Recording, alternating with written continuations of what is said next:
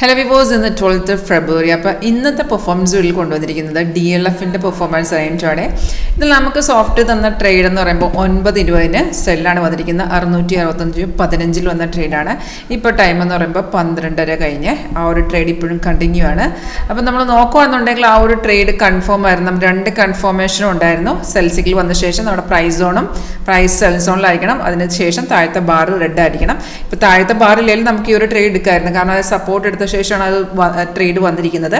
അപ്പോൾ അവിടെ ആക്യൂറസി നമുക്ക് കൂടുതലായിരിക്കും.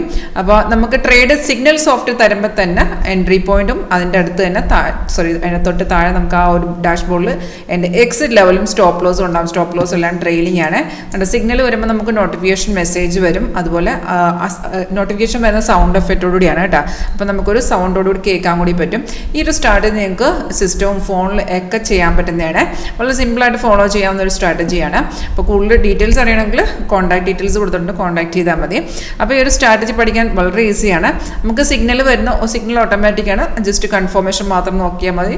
അപ്പോൾ ഈ ഒരു സിഗ്നൽ വന്നിരിക്കും, ഞാൻ പറഞ്ഞ 665.15 വന്ന ട്രേഡാണ്. അത് ഇപ്പോഴും കണ്ടിന്യൂ ആണ്. 9 പോയിന്റ്സ് ഡൗൺ ആണ്. ഓൾറെഡി ഇവിടുന്ന് സപ്പോർട്ടിനെ എഗെയിൻ ബ്രേക്ക് ചെയ്തിട്ടുണ്ട്. അപ്പോൾ എഗെയിൻ ഈ മാർക്കറ്റ് താഴോട്ട് തന്നെയാണ് പോയിക്കൊണ്ടിരിക്കുന്നത്. അപ്പം കൂടുതൽ ഡീറ്റെയിൽസ് ഈ സ്ട്രാറ്റജി പഠിക്കാൻ താല്പര്യമുണ്ടോ കോൺടാക്ട് ചെയ്തോളൂ. Thank you.